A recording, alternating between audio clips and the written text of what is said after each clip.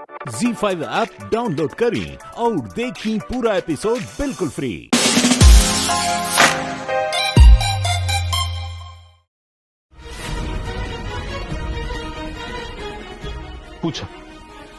पूछो जौन सवाल पूछे के बतौरा के। अरे पूछा पीहू के मम्मी जी, बहुत तोहरा के सवाल जवाब करे के रहा ना, तो करा। पीहू के पापा, हमरा के तो हमारे हर सवाल के जवाब मिल गए। हम जौन कुछ भी रउआ से पूछल चाहत रहनी हनु, उस सबका जवाब हमरा के मिल गए। सवाल का जवाब मिल गई? अरे हमरा सामने ना ये नाटक कैला का जरूरत नहीं है, बुझा गेल ना। अरे यही सवाल जवाब खातिर ना सबकर सामने अमरेंद्र तिवारी बोलने रहलू हा, और सबकर सामने हमार हाथ पकड़ के कमरा में लेके चलत रहलू हा, यही खातिर ना हमरा के खींच के लिए आवत रहलू हा। तो पूछा ना आप सवाल। पीहू के पापा, हम सच कहा तानी, हमरा के जवन जवाब चाहे के रहनु वो हमरा के मिल गई। अरे जब रउआ के हाथ पकड़कर अंदर लावे के चाहत रहनी है तो सब क्यों हमरे खिलाफ रहे, लेकिन बस रउआ हमारे साथ आवे खातिर तैयार हो गई। पापा मम्मी के साथ चला जाना पापा, प्लीज पापा, प्लीज हमरा बात मान लेना पापा। यही से कि पीहू जब रउआ से कहलन हमरे संग जाए खातिर, रउआ तैयार हो गई नहीं। और एकर मतलब तो यही भइलू कि जवन बेटी के रउआ इतना डटनी, इतना पीड़ा पहुंचैनी, ओकरा एक बार कहले पर रउआ हमरे संग आए खातिर तैयार हो गई। एकर मतलब ई भइल पीहू के पापा कि रउआ पीहू से कभी नफरत नहीं कर सकत, और हम यही जवाब चाहत रहनी हम, पर हम इहो समझ गई नहीं कि राउर दिल में पीहू खातिर तन को भी नफरत नहीं खे, और अगर नफरत करती तो रउआ पीहू के कहला पे हमरा संग कब्बो आवे खातिर तैयार ना होती। और देखी ना, रउआ आईनी भी था वो कमरा में जवन कमरा में रउआ हमरे और पीहू के संग रहत रहनी है। पीहू के पापा, ये सब देखला और समझला के बाद ही हमरा के हर सवाल के जवाब मिल गई। अरे हम तो ये कमरा से कब का निकल गए रहनी है। एक कमरा में तो रउआ माते और नईकी दुल्हन के संग रह रहल बानी, लेकिन जैसे ही रउआ हमरा के एक कमरा में ले आईनी है, हमरा लागल है कि जैसे अभी भी हमारी कमरा पे हक बा, और ऐसे ही रउआ प्यार पे भी हमार हक बा। और एक कमरा के जैसे ही रउआ कैसे रात रात भर जाग के पीहू के ध्यान रखत रहनी है। अरे ओकर अगर तन को भी तकलीफ होत रहनु तो रउआ छोट लइकन के निहन फूट फूट के रोवे लगत रहलन है, और फिर रउआ कैसे आंसू पोछे गात रहनी है कि अगर लोग दिखेन तो फिर कहियन कि हम कैसन दबंग बानी कि अपन छोट सी बच्ची की रोवत देखकर हम रोवे लगनी है। कबो कबो तो रउआ चाहे वो घर के लोग होके चाहे बाहर के लोग होके, अगर पीहू के केहू मजाक में भी कुछ बोल देते रहलन तो रउआ कैसे आग की तरह एकदम भड़क जात रहनी है। आखिर हमरा ये समझ में नहीं आवत कि अपन बेटी से ई कदर प्यार करे वाला इंसान आज इतना कैसे बदल गई बा। पीहू के पापा, हमरा तो आज यही सोच सोच के रुवाई आवत बा कि ऐसे कैसे रउआ इतना बदल गई नी। बताई ना हमरा के, रवा के ऊपर केहू जैसे हमार और तोहार रहल हा, अब कमरा में हर वो सामान फिर से लौट आयल बा जौन हमार और तोहार रहला। अभी कमरा हमार और तोहार रिश्ता के फिर से जिंदा कर देले बा। यही से अब तोहरा के जवाब देवे में भी बनी। तोहार और हमार रिश्ता बारिश में पड़ल पटुआ नियन सड़ चुकल बा। अब वो पटुआ के छिलका नियन ही बास मार रहल बा। और अब पटुआ के दाढ़ी लेखा भी ये रिश्ता में कुछ रह नहीं खे गई। और जैसे पटुआ के सड़ल दाढ़ी फिर से खेत में लगा के ओके हरा भरा नहीं खे कल जा सकत, वैसे ही ये रिश्ता के भी अब जिंदा ना कर सकेला। क्यों? हमनी के रिश्ता हमेशा हमेशा खातिर खत्म हो गई बा, खत्म हो गई बा। और मर चुकल रिश्ता के निशानी एक कमरा के बिना आज हम शमशान की तरफ बदल के रखते। तू देखत रहा बस, तू देखत रहा बस।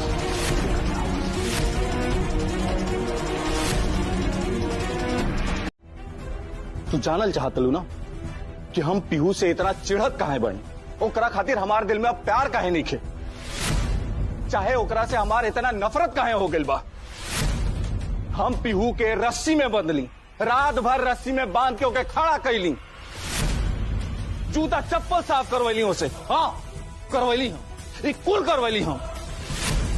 कुल काहे करवैली पता बतौरा के? कुल ऐसे करवैली जब हम एक घर से बाहर गई ना, और जब गोदावरी से हम मिली तब हमारा के पता चलल कि हम इतना साल में का खोले रही तोरा साथे।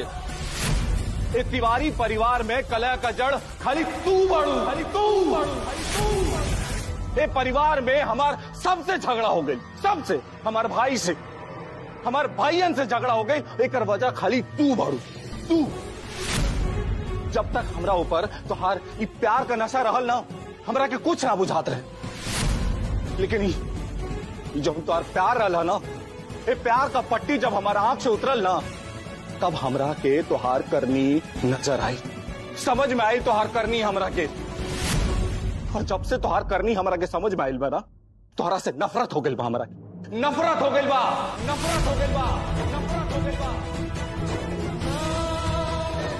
ये सिंदूर का जरिया बना के हमारी जिंदगी बर्बाद कर रहा था लोग अंजुम, ये सिंदूर का जरिया बना के ना।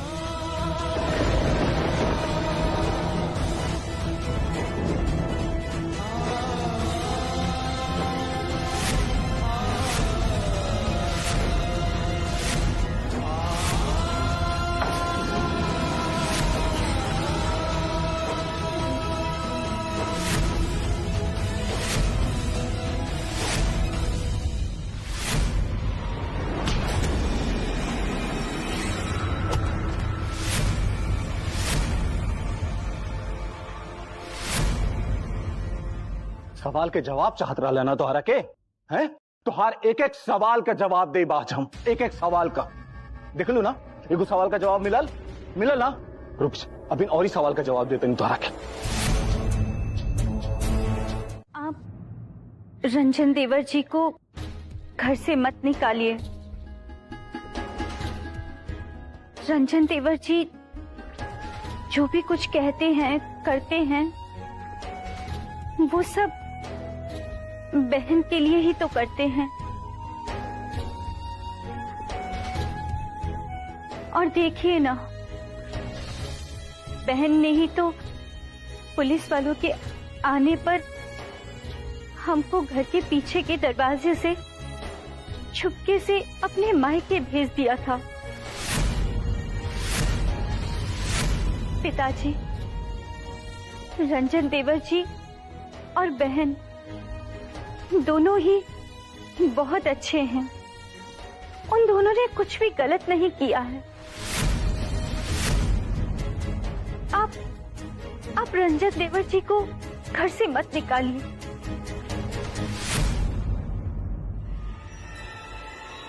जाइए थे, निकल जाइए घर से।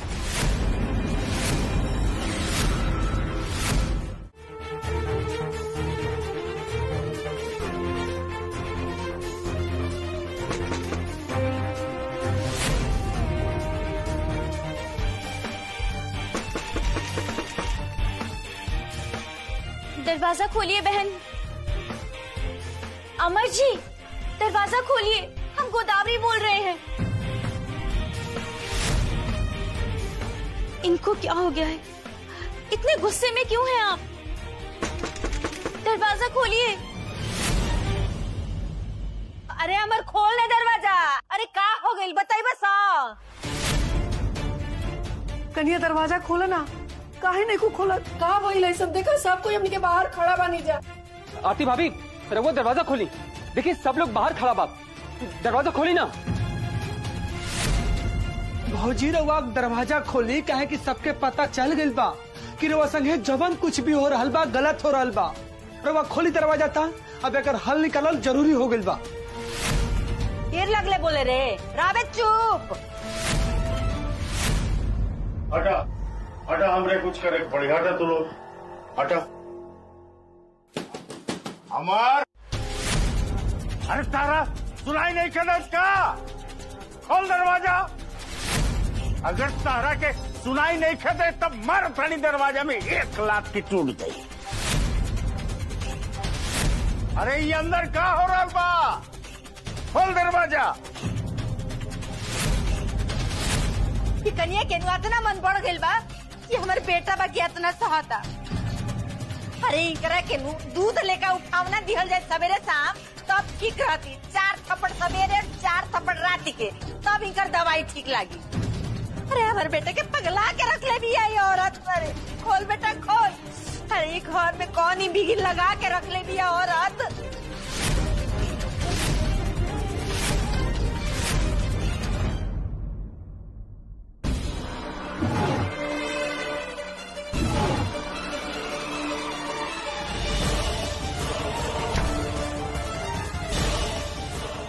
रुक जाए ना, रुक जाए। पीयू की किताब ना पढ़ी।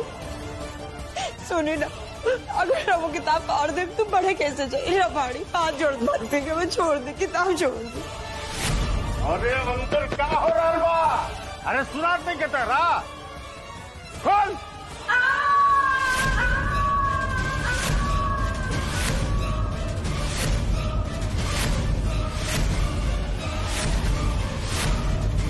ये तो बहन के चीखने की आवाज है।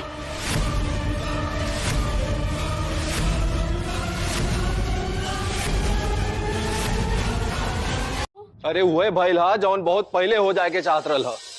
जवाब चाहत रहा ना इनके, तो मिल गई जवाब। एक ही धक्का में पैर टूट गई, सर फट गई इनकर। मिल गई जवाब इनके। अब रउआनु हद पार कर रहल बनी। हाँ रंजन रुक जा, तारो दिमाग खराब हो गइल बा। हाँ अरे जोन कैलन है ना ओकर सजा तो इनके मिलबे करी, लेकिन अभी आरती भाभी के सबके संभाला। दिक्कत नहीं करे कि आरती भाभी के का हाल हो गइल बा। हमको अगर पता होता कि ये सब कुछ होने वाला है तो हम बहन के कहने पर भी कहीं नहीं जाते। अमर जी आप डॉक्टर साहब को फोन कीजिए, जल्दी जाइए। अरे हमारा नहीं खे बुलाएगे डॉक्टर के, जेके बुलाएगे वो बुलावे। बुलाया ना डॉक्टर, बुला। यहाँ तो सब कुछ तितर बितर हो गई बा। माई आरती भाभी को उठा के ले चल बाहर। हाँ चले।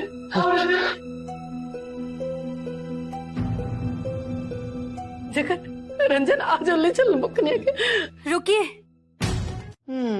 रवाई ना कह लिया तो रवा जोन हमार ऊपर हाथ उठेले रहली का वो गुनाह ना रहल, वो अपराध ना रहल। और ये जब बड़का भैया गलती से आरती दीदी पे इतनी सी मतलब इतनी सी खाली उंगली लग गई तो संगीन अपराध हो गई, उनकरा के जेल हो जाए। तो का राउत जेल ना हुई पतिदेव। देखा जब घर में लड़ाई झगड़ा होखला, मारपीट होखला, तो जब वो मारपीट में वो लड़ाई झगड़ा में खून निकल आवेला ना तो ओकरा के कहल जाला संगीन अपराध। और वो अपराध में 2 साल से लेके 7 साल तक के सजा भी हो सकत बा। तो तू कहल कहा चाहत लो कि हम आरती के तनिका धक्का का दे देली, ओकरा खातिर तू हमरा के जेल भेजबा है? हम केवल और केवल तू दोनों जोन महान लोग बाड़न हूँ, तो दोनों लोग के ई बतावल चाहतानी कि घर में जवन कांड भइल है नो, उ कांड से आरती भाभी के आवाज चल गई है, चल गई है, चल गई है। और आरती भाभी अब कुछो बोल नहीं की पावत, केवल यह बतावल चाहतानी तू दोनों लोग के।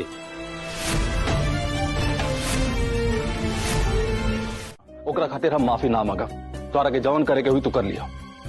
माफी तो आपको मांगनी ही पड़ेगी। मतलब कि जौना चीज खातिर हम मना करत नहीं ओकरा खातिर तो हमरा के मजबूर करबू।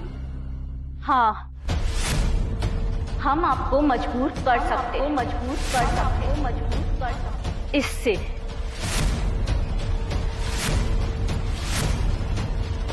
ये मैरिज सर्टिफिकेट हमारी शादी का है। ये बहन ने पुलिस को देकर आपको जेल तो नहीं भिजवाया है, लेकिन अगर आपने बहन से माफी नहीं मांगी तो हम आपको जेल जरूर भिजवा देंगे। अमर जी याद रखिए, हम अपनी बहन के जैसे नहीं हैं, और अगर आपने बहन से माफी नहीं मांगी तो हम ये पेपर्स पुलिस को दे देंगे। तो तू हमरा के आरती से माफी मंगवाए खातिर ब्लैकमेल कर रहल बड़ू। आपको जो कुछ समझना है आप समझ लीजिए, लेकिन हम अपनी बहन को न्याय दिलाकर रहेंगे। ये हमारा अपनी बहन के लिए कर्तव्य है और हम अपने कर्तव्य से पीछे नहीं हट सकते हैं। इसलिए अमर जी, आपको हमारी बात माननी ही होगी, नहीं तो ये पेपर्स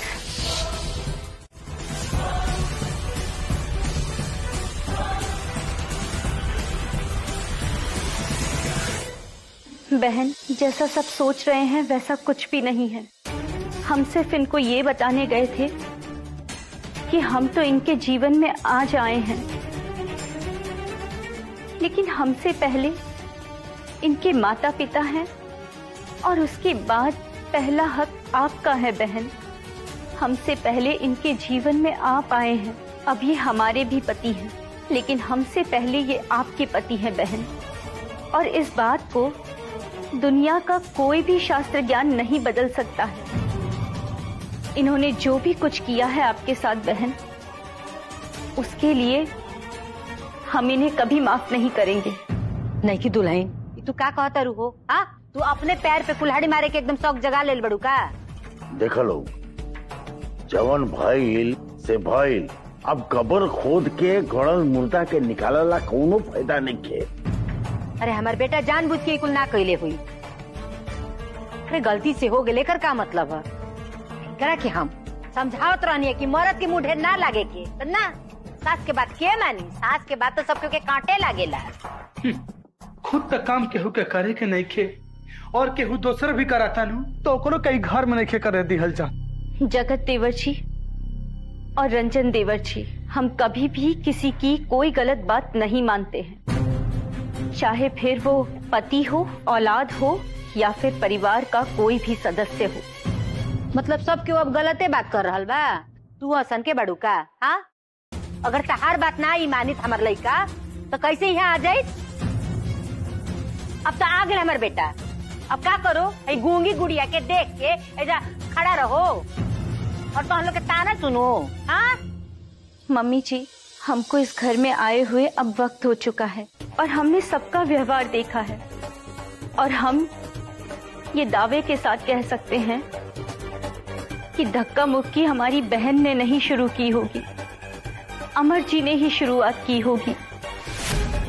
और अमर जी ने जो हाल हमारी बहन का किया है, उसके लिए हम अमर जी को कभी माफ नहीं करेंगे, माफ नहीं करेंगे, माफ नहीं करेंगे। नहीं बहन, कोई गंगा जी में खड़ा होकर भी कहेगा ना कि आपकी गलती है, तब भी हम नहीं मानेंगे और ना ही हम इन्हें माफ कर पाएंगे।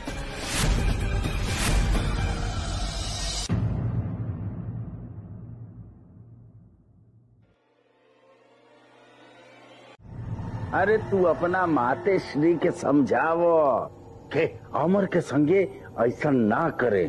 बबुआ जी, का इस समय बका इससे में ये सब बात करे के? अरे कन्या तो बेचारी अभी बोलियो नहीं की पावत, कम से कम इनका हालत पर तो तरस खाई जा रहा सब। शांति, तुम चुप रहो। ये जो कुछ भी हो रहा है अच्छे के लिए हो रहा है। माते, आपको याद है ना, आप 2 साल पहले मुझसे प्रसन्न होकर एक वरदान देना चाहती थी, जब सारी रात मैंने आपकी सेवा करी थी।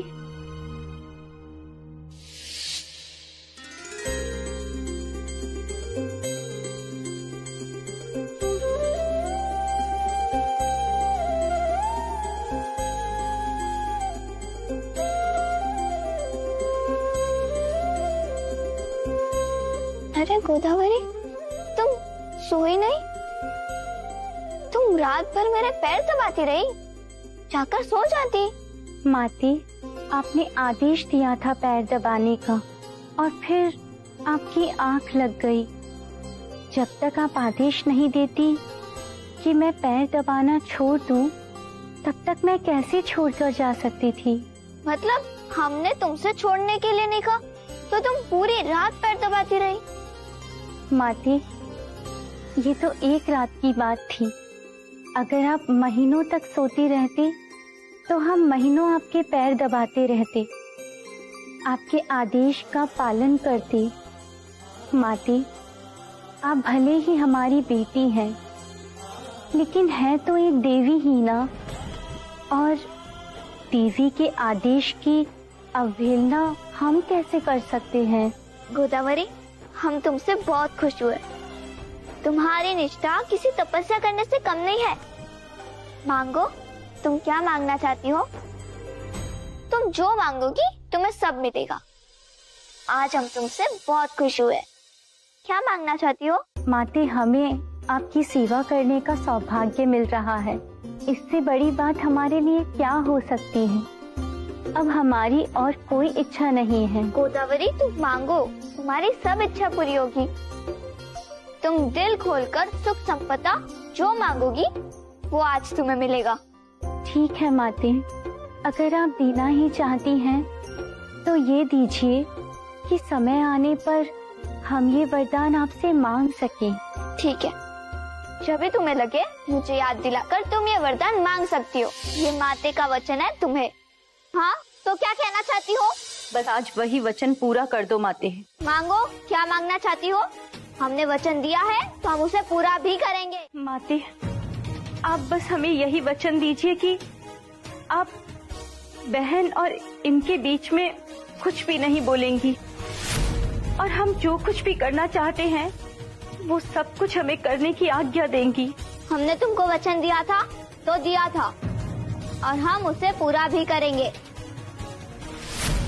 अब 3 दिन तक जो कुछ भी करना है आरती और अमर के संग, कोई नहीं रोकेगा तुमको। हमको भी आराम करना है। इस आरती को उसके कमरे में पहुंचाओ। नहीं माते, अब 3 दिन तक बहन इसी कमरे में रहेंगी और हम खुद उनकी सेवा करेंगे। और हम कहाँ जाएं? माते, आप पीहू के साथ, जिस कमरे में पीहू के साथ बहन रहती है उसी कमरे में रहिएगा। माते तोहारा के वचन देले बानी तो ऊ तोहार वचन निभाई। हम तोहारा के कोनो वचन नहीं देले, ऐसे अब ई कमरा में तब हम ना रह। आपको इस कमरे में रहने की जरूरत भी नहीं है। आपकी पहली सजा यही है कि आप बाहर आंगन में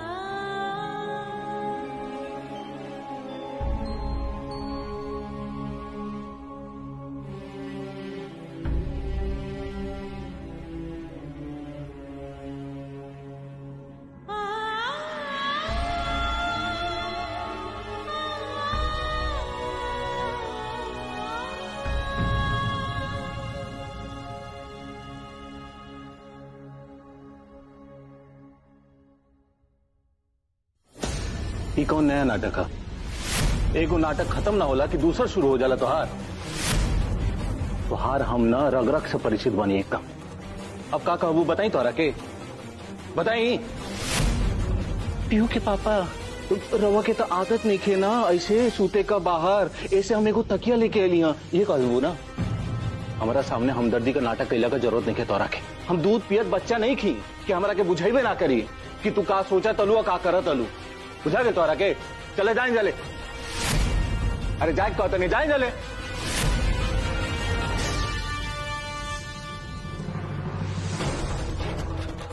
रुका रुका। अब हमरा के ना तोहार कोनो हमदर्दी दिखावला का जरूरत नहीं है। जागे।